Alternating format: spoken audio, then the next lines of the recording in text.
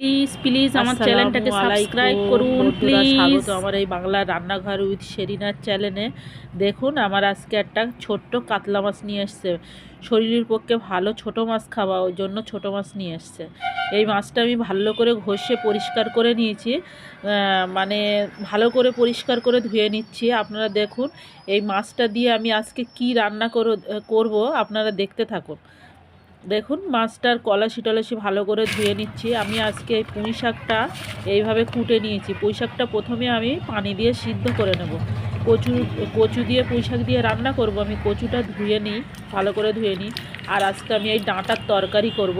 অল্প করে ডাঁটা নিয়েছি, যেহেতু আমাদের খাওয়ার লোক ফ্যামিলিতে 3 জন আছি, আমরা মোট 4 জন। আমার এক ছেলে মেয়ে আর আমার স্বামী আর আমি, মানে আমাদের ফ্যামিলিতে আমরা 4 জন। আমাদের আর আপাতত আমাদের ফ্যামিলিতে কেউ থাকে না।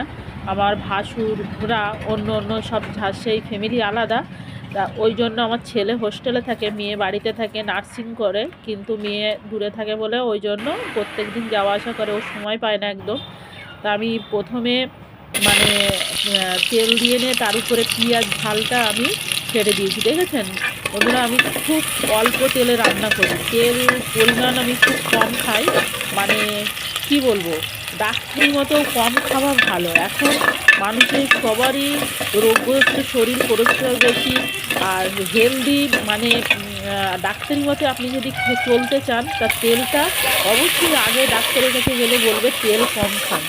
মানে এর তেল ছাড়া অনেক পুষ্টিকর খাবার আছে, সেইগুলোই শরীরের পক্ষে ভালো। আমি কচুটা একটু ভাজা ভাজা করে নিচ্ছি, তেলের উপরে কচুটা দিয়ে দিয়েছি। একটু নাড়াচাড়া করে কচুর যে গন্ধটা, সেই গন্ধটা মেরে নিচ্ছি। মেরে নেওয়ার পরে ভালো করে আর কি নাড়াচাড়া করে কষিয়ে কষিয়ে এবারে আমি পুঁই শাকটা ঢেলে দিলাম। পুঁই শাকটা ঢেলে নাড়াচাড়া করব। মানে কি বলবো, এই তরকারিটা আমরা 3 জনা মাত্র খাবো। তা সেই ডাঁটাগুলো আমারই খেতে হবে, মেয়ে তো খাবে না। আর না, আমার বর তো ডাঁটা খেতে খুবই ভালোবাসে, পুঁই শাক খেতে খুবই ভালোবাসে। তা একদম রান্নাটা কি বলবো, একদম সাদামাঠা বাঙালিভাবে, মানে একদম খেলে, মানে পুঁই শাকের তরকারি খেলে আপনার যেটা অগুণ হয়, গলা জ্বালা করে, বুক জ্বালা করে, এটা খুব রোগগ্রস্ত মানুষ হলেও খেতে পারবেন এইভাবে। সিদ্ধ করে পুঁই শাকটা ফেলে দেবেন, মানে ওর যে পুঁই শাকের বিশাল একটা থাকে, ওটা চলে যাবে।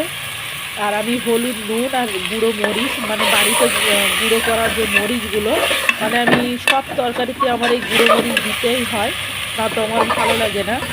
আর কাঁচা জিরে মরিচ বাটা আমি বিশেষ করে যে তরকারিতে প্রয়োজন, মাছের ঝোল টোল, মুরগি মাংস রান্না করলে আমি দিই। পেঁপে আর জিরে মরিচ আমি বাটছি না, যেহেতু আমার গুঁড়ো করা আছে সব। মানে বাড়িতে গুঁড়ো করা মানে সেগুলো খুবই ভালো, বাজারের কেনা না। ওই জন্য কোনো তাদের ফাস্টফুড বা ফাস্টফুড না, সরি, মানে কোনো অন্য রকম কিছু মেশানো থাকবে না, যেটা শরীরের ক্ষতিকারক। আমি তেলটা গরম হয়ে যাচ্ছে, এবারে তরকারিটা আমার পানি দিয়ে ঢাকনা দিয়ে দিয়েছি, তারে হতে থাক। আমি তারে ইন্ডাকশানে মাছটা ভেজে নেব। দেখেন মাছের পিসগুলো কত সুন্দর, আর একদম টাটকা জ্যান্ত মাছ কেটে নিয়ে এসছে। দেখেন, তেল দিয়ে আমি মাছটা আগে প্রথমে ভেজে নেব। তেলটা আপনারা কিন্তু খুব গরম হবে, তারপরে মাছটা দেবেন, তাহলে মাছটা কী হয়, মানে ভাজাটা সুন্দর হয়। আমি বেশি নাড়াচাড়া করবো না, যেহেতু অল্প কচুটা একদম ঝোল হয়ে যাবে। আর আমি এবারে পানি দেবো, অল্প করে পানি দিয়ে কষে নিয়েছি, নয়তো কচুটা একদম ঘেঁটে মানে বিশ্রী অবস্থা হয়ে যাবে। যেহেতু আমি পুঁই শাকটা একটু গলিয়ে নিয়েছি, পানি দিয়ে আমি ঢাকা দিয়ে রাখছি। এবার ফুটে উঠলে আমি মাছটা ভেজে তরকারির ভিতরে আমি দিয়ে দেবো। দেখেন আমার মাছটা মানে আরেকটু ভাজতে হবে। তারে আমি সজনার ডাঁটা কুটে রেখেছিলাম, সজনার ডাঁটাটা তারে এক সাইডে আমি চাপিয়ে দিচ্ছি, মানে ওটা মাছটা ভাজা হচ্ছে, তারে আমি মানে ডাঁটাটা রান্না করে নিই। দেখেন আমি শুধু পেঁয়াজ আর ঝাল দিয়েছি একদম, মানে পেশেন্টের একটা যেভাবে রান্না করে, কিন্তু এই রান্নাটা আপনারা এইভাবে অল্প তেলে একবার রান্না করে খেয়েই দেখুন না, কেমন ভালো লাগে। দেখবেন খুবই ভালো লাগবে।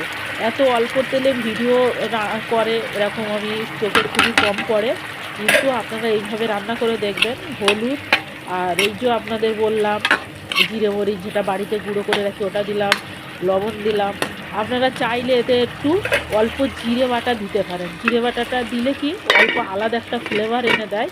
আর সজনার ডাঁটা মানে শরীরের পক্ষে খুবই ভালো। দেখেন আমার কচুটা হয়ে এসছে, আমি এবারে কচুর ভিতরে মাছটা দিয়ে দেব। মাছটা দিয়ে আমি আরও 3-4 মিনিট ঢাকা দিয়ে রেখে আমি নামিয়ে নেব। অল্প আছে রান্না করবে এবারে। মানে আমি কতটা মাছ দেবো, আমরা 3 জনা 3 পিস মাছ দিয়েছি, বেশি দিলে আমাদের খাওয়ার লোক নেই, ফেলে দিতে হবে মানে। আর খাবার অপচয় নষ্ট করা আমার একদম ভালো লাগে না, পছন্দ নয়। দেখেন আমার ডাঁটাটা মানে অল্প পানি দিয়ে আমি কষিয়ে নিচ্ছি, আমি আরেকবার পানি দিয়ে কষিয়ে নেব। মানে তাহলে ওই যে ডাঁটার সজনার ডাঁটার কাঁচা কাঁচা একটা গন্ধ থাকে, দুবার কষিয়ে দিলে কি ওই গন্ধটা চলে যায়। দেখেন আমি এবারে মানে কি বলবো, এবারে আমি একটু পানি দিয়ে 10 মিনিট ঢাকা দিয়ে রাখবো, যাতে আলুটা মানে অল্প আছেই রান্না করব, আলু আর ডাঁটাটা যাতে গলে যায়, মানে রেডি হয়ে যায়। আমি এবার চাপা দিয়ে ঢাকনা দিয়ে রাখছি। আমার এধারে কচুটা হয়ে গেছে, আমি একটু মরিচ গুঁড়ো ওপর থেকে ছড়িয়ে দিয়েছি, নামিয়ে নিয়েছি। দেখেন কি সুন্দর রান্না হয়েছে, কি বলবো, খেতে খুবই ভালো লাগবে, খুব মজা লাগবে খেতে। দেখেন আমার ডাঁটার পানিটা মরে এসছে, এবারে আমি ফের পানি দিয়ে দেব। দেখেন আমি পানি দিয়ে দিলাম, মানে দিয়ে রান্নাটা আমার হয়ে এসছে। এবারে আমি মাছ দেব। মাছ তো খাওয়ার নেই, মানে কি করব, মাছ অল্পই আমি দেব, 2 পিস মাছ করে মাছ দেব। দেখেন রান্নাটা কিন্তু খুবই সুন্দর হবে বন্ধুরা, দেখেছেন রান্নাটা এত সুন্দর হবে। এবার আমি একটু ধনেপাতা ছড়িয়ে দিলাম, কেন ধনেপাতা খেতে আমার খুবই ভালো লাগে। সজনা মানে একটু বড়ি দিলে ভালো হতো, তো আমি আর বড়ি আজকে দিইনি। দেখেন আর একটু লবণের প্রয়োজন ছিল, দিয়ে দিলাম। এবার আমি আরও 10 মিনিট ঢাকা দিয়ে রাখবো। ঢাকা দেওয়ার পরে আমার রান্নাটা হয়ে যাবে। আমি একটু মরিচ গুঁড়ো ছড়িয়ে দিলাম ওই সঙ্গে। আমার রান্নাটা প্রায় হয়ে এসছে। দেখেন বন্ধুরা আমার রান্নাটা হয়ে গেছে। আপনারা এই অল্প তেলে মানে রান্না করে খাবেন, শরীর ভালো রাখবেন। খোদা হাফেজ।